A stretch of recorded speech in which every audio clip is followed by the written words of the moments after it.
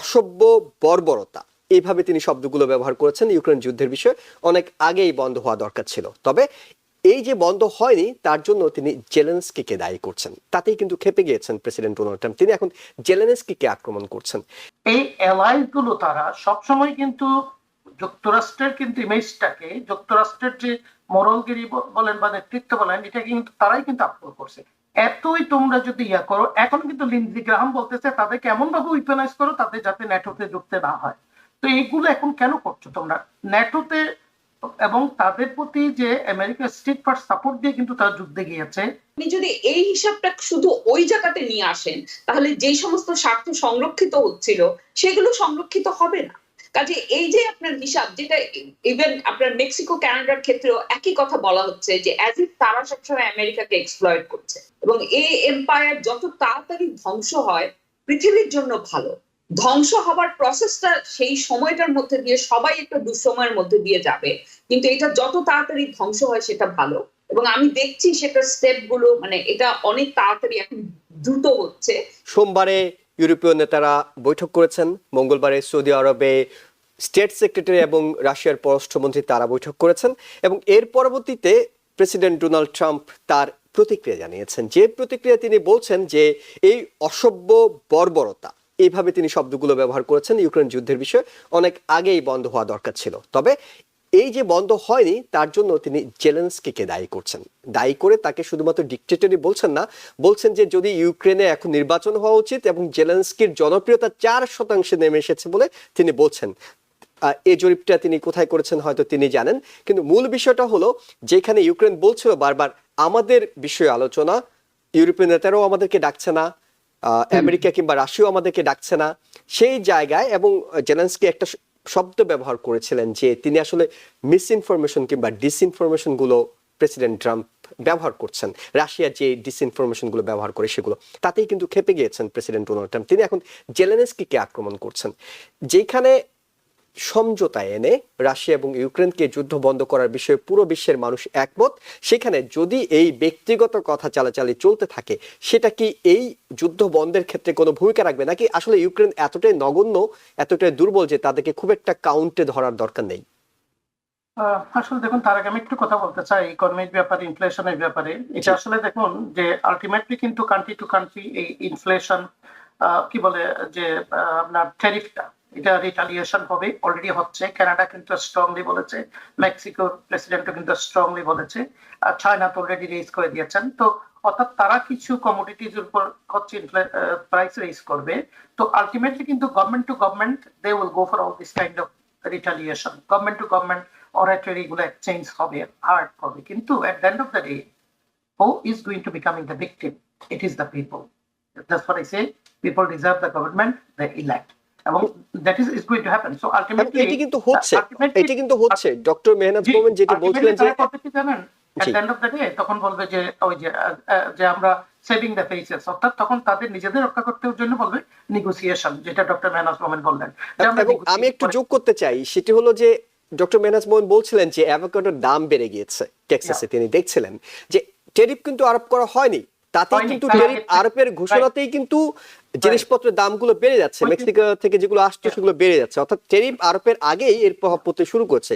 Tariff আরোপ করলে আসলে কোথায় দাঁড়াবে সেটি তো অর্থনীতিবিদরা ভালো বলতে পারবে। ডক্টর মেহনাজ মোমেন বললেন যে আপনার যে অ্যাভোকাডো বা এগস, বেসিক জিনিসগুলো আমরা বাজার করতে গেলেই বুঝি যে আগে কত টাকার বাজার করতে পারে, কত টাকা লাগছে।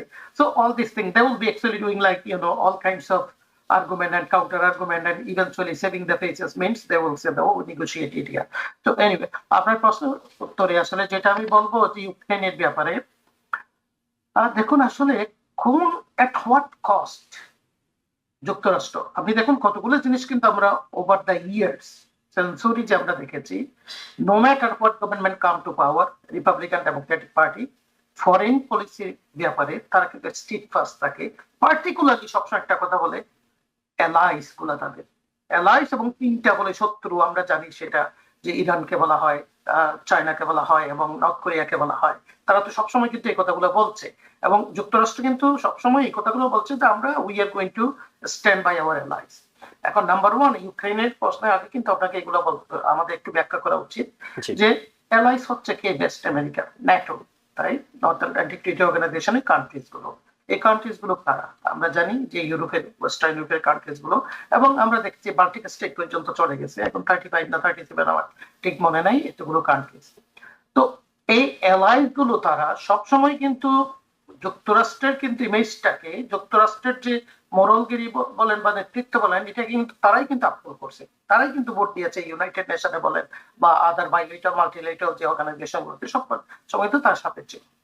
এখন হোয়াটস হ্যাপেনিং, এটা তো আসলে is not a case of Ukraine, it is a threat for entire Europe. এবং আজকে একটু আগে আমি একজন রিপাবলিকান পার্টির সেনেটরের প্রতি স্টেটমেন্ট দেখছিলাম, সে নিজেও বলছে যে what he is envisioning Putin is envisioning former Soviet Union, Baltic state থেকে আরম্ভ করে আপনার ইভেন জর্জিয়া টর্জিয়া যে কান্ট্রিগুলো আমরা জানি যে অর্থাৎ CIS, Commonwealth of independent state যেগুলো ইন্ডিপেন্ডেন্ট হয়েছে, তার কিন্তু ওইদিকে। এবং সবচেয়ে বড় কথা, আপনার পোল্যান্ড কিন্তু সবচেয়ে ভয় আছে। আমরা জানি যে পোল্যান্ড সবচেয়ে বেশি সাপোর্ট দিচ্ছিল ইউক্রেনকে, এবং তারা কিন্তু একদম নর্থে, একদম তাদের বর্ডারে। So it's not about Ukraine. এখন ইউক্রেনের যে প্রেসিডেন্টকে এখন ওই যে এগেইন ইনফ্লেশনের মতো আবার ব্লেম গেম, এখন কিন্তু কে দাফল গাই, একজন দাফল গাই তো হতে হবে, সেটা এখন জেলেনস্কিকে বলা হচ্ছে। তো আমি যেটা বলতে চাচ্ছিলাম যে এতই তোমরা যদি ইয়া করো, এখন কিন্তু লিন্ডসি গ্রাহাম বলতেছে তাদেরকে এমন ভাবে উইপেনাইজ করো তাদের যাতে ন্যাটোতে যুক্ত না হয়। তো এইগুলো এখন কেন করছো তোমরা ন্যাটোতে? এবং তাদের প্রতি যে আমেরিকা স্টেট ফার্স্ট সাপোর্ট দিয়ে কিন্তু তারা যুদ্ধে গিয়েছে, তাদের দেশের সার্বভৌমত্ব কিন্তু আপনি দেখেন অনেকখানি কিন্তু জায়গা, 20% জায়গা কিন্তু অলরেডি রাশিয়া দখল করে বসে আছে। এতগুলো ক্যাজুয়ালিটিস হয়েছে, অর্থনীতির বারোটা বাজিয়ে দিয়েছেন। হ্যাঁ, এখন তাকে বলতেছে ইজ ডিকটেটর।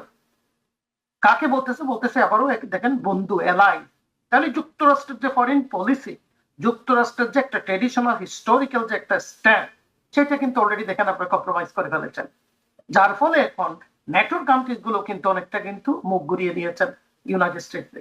এখন দেখুন তাদেরকে নিয়ে কথা বলা হচ্ছে, অর্থাৎ ইউক্রেনকে নিয়ে কথা বলা হচ্ছে, রাশিয়ার সাথে সরাসরি বৈঠক করছে সৌদি আরবে গিয়া, সেখানে দেখুন ন্যাটোর কান্ট্রি গুলো নাই, ইউক্রেনও নাই। অর্থাৎ ওই যে যেটা গাজার ব্যাপারে যেটা করছে, তারা গাজার কোনো খবর নাই, তারাই কিন্তু আপনার যে এটা রুলিং দিচ্ছে, তারাই কিন্তু ডিসিশন নিচ্ছে কিভাবে রিয়েল এস্টেট ব্যবহার করবে, কিভাবে তাদেরকে কোথায় সরানো হবে। সো আমরাই বলি কিন্তু এদেশে যে হিউম্যান রাইটস এর কথা, আমরাই বলি জনগণের পার্টিসিপেশন, ডেমোক্রেসি। তো আমরা তো আসলে কিন্তু আমরা ডুয়াল হিপোক্রেটিক মেসেজ দিচ্ছি। You see, this is what actually going to happen for the United States position. এটা কিন্তু সিম্পল, ওইটা তো সেটাও ঠিকই বলছে যে মিস ইনফরমেশন, ডিসইনফরমেশন। এই কথা বলার পরে দেখুন সাথে সাথে কিন্তু ভ্যান্স কিন্তু বলছেন ভাইস প্রেসিডেন্ট যে ক্রিটিসিজমটা কিন্তু টলারেট করা হবে না, অর্থাৎ তার লিডারের ক্রিটিসিজম, সে ডিক্টেটর বলতে ডিক্টেটর। এখন দেখুন এই দেশটা কিন্তু চলে রুলসে, বাই রুলস, লস, রাইট? আপনি একটু আগে তো মাইক অ্যাডামের কথা, কি বলে, এরিক অ্যাডামের কথা আনছিলেন, যে এখন দেখা যাচ্ছে যে ওরাই বলছে যে বাইডেন কিন্তু ডিওজে কে, ডিপার্টমেন্ট অফ জাস্টিস কে উইপেনাইজ করছে। এখন যেইটা এরিক অ্যাডামের ক্ষেত্রে যেটা বলতেছে, সেটাও তো উইপেনাইজেশন। ডিওজে গিয়েই বলছে যে তার ইয়ার কেসগুলো উইথড্র করা হোক, এবং কি কুইক প্রুফ, তার সাথে একটা নেগোসিয়েশন হয়েছে, যেটা বলতেছে এটা লার্জেস্ট দ্য হাব বলা হয়, যে রিফিউজির জন্য বা ইমিগ্রেন্টদের জন্য সে একটা ছাড় দেবে। এরিক অ্যাডামস আসলে কতটুকু তার যে, এইটাও কিন্তু তাদের মিসক্যালকুলেশন আমি বলবো। এরিক অ্যাডামস কিন্তু he is losing his foot ground, he is losing his ground. তার চারজন না কয়েকজন আপনার দেখেন ডেপুটি মেয়র রেজিগনেশন দিয়েছেন। সো এটা স্টপ করেছেন যেভাবে হোক ম্যানহাটনের যে জাজ আর কি। সো অল দিস থিংস এখন বলছে যে মিস ইনফরমেশন, ডিসইনফরমেশন। তো ডিসইনফরমেশন তো বলতেছে আসলে সে যেটা বলতে চাচ্ছে আর কি, জেলেনস্কি, এটা হচ্ছে সে ক্রেমলিনের কথায় ডিসইনফরমেশন নিয়ে আমাকে ডিক্টেটর বলা হচ্ছে এবং আমাদের প্রতি অন্যায় করা হচ্ছে। সো আমার মনে হচ্ছে এটা ওভারঅল যেটা বলবো, it's a serious injustice on Ukraine. ইউক্রেনকে না চাইয়া কিন্তু তোমরাই যুদ্ধে নিয়ে গিয়েছো, সাপোর্ট দিবে বলছো, এখনো তোমাদের দুই একজন বলতেছে সাপোর্ট দেবে, অথচ তোমরা বলতেছো না সাপোর্ট দেওয়া হবে না, তাকে আলটিমেটাম দেওয়া হচ্ছে। আমার কাছে মনে হলো যে এটা কিন্তু, আমি আপনাকে বললাম বন্ধু, আমি তোমার সাথে সবসময় থাকবো, আমি বিক্রিয়া করে বসলাম। তো দিস ইজ আমার কাছে মনে হয় ননসেন্স আর কি। এটা একটা আমাদের যে আন্তর্জাতিকভাবে আমাদের যে বন্ধু বান্ধব যেগুলো থাকবে, উই আর লুজিং দ্যাম। ইউক্রেনের ক্ষেত্রে যেটি হচ্ছে, অনেকে মনে করছেন যে অনেকটা ঝিকে মেরে বউকে শিক্ষা দেওয়ার মতো, অর্থাৎ ইউক্রেনকে তুচ্ছ তাচ্ছিল্য কিংবা বিপাকে ফেলে প্রেসিডেন্ট ডোনাল্ড ট্রাম্প আসলে ইউরোপকে একটা শিক্ষা দিতে চান। ইউরোপকে শিক্ষাটা দিতে চান এই কারণে যে ইউরোপ দিনের পর দিন তাদের বিভিন্ন স্বার্থে আমেরিকাকে ব্যবহার করেছে, আমেরিকাকে সামনে রেখেছে, কিন্তু আমেরিকা মনে করছে এই মুহূর্তে ডোনাল্ড ট্রাম্প প্রশাসন মনে করছে যে ইউরোপ তোমরা কেন তোমাদের সমরাস্ত্র কিংবা অন্যান্য যে বাজেট আছে সেগুলো বাড়াচ্ছ না, তোমরা কেন নিজেদের ঝামেলাটা নিজেরা মেটাচ্ছ না, তোমরা কেন বারবার আমেরিকার কাঁধে বন্দুক রেখে আমেরিকার অস্ত্র নিয়ে ইউক্রেনকে রক্ষা করার কথা বলছো। ইউরোপের যে দেশগুলো তাদের যে চেষ্টা কিংবা তারা এই যুদ্ধ থামাতে কোনো উদ্যোগ গত 3 বছরে নেয়নি বলে ডোনাল্ড ট্রাম্প প্রশাসন মনে করছেন, এবং এই কারণে তাদেরকে আলোচনাও ডাকছেন না। তিনি বলছেন তোমরা তো আলোচনা অনেকবার করেছো, অনেক দেশ মিলে হয়েছে, শেষ পর্যন্ত কোনো কাজ হয়নি, আমি একাই পারছি, কিন্তু আমি পুতিনের সঙ্গে এই মাসে আবার বৈঠক করব, নানা বিষয় তিনি বলছেন, এবং তিনি শেষ পর্যন্ত হয়তো এই যুদ্ধটাকে সমাপ্তি ডোনাল্ড ট্রাম্পের হাত দিয়ে হবে। কিন্তু ইউরোপের সঙ্গে সম্পর্ক কিংবা দূরত্ব তৈরি করা লম্বা মেয়াদে, দীর্ঘমেয়াদে আমেরিকার জন্য কতটা ইতিবাচক হবে?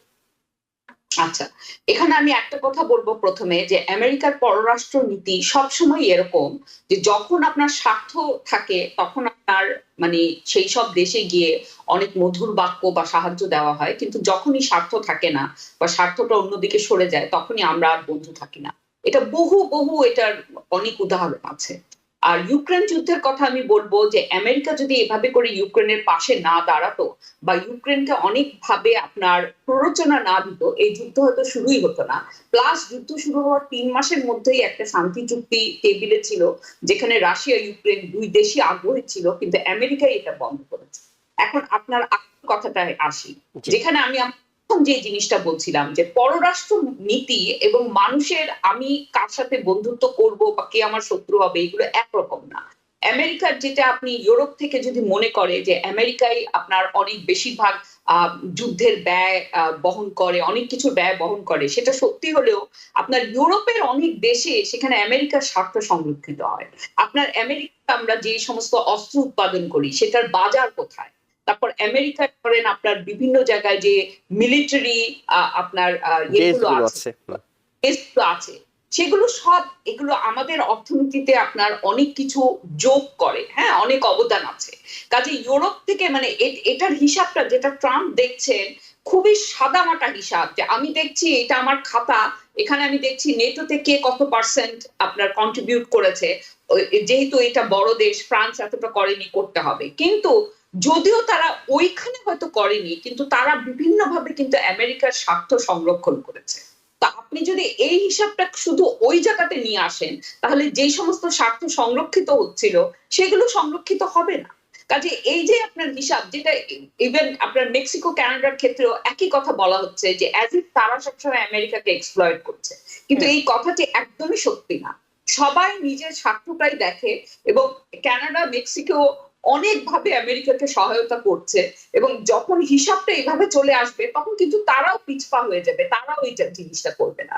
এবং এটার ফলে আপনার সার্বিক শুধু পররাষ্ট্র নীতি না, সারা বিশ্বের অর্থনীতিতে অন্যরকম একটা প্রভাব আসবে।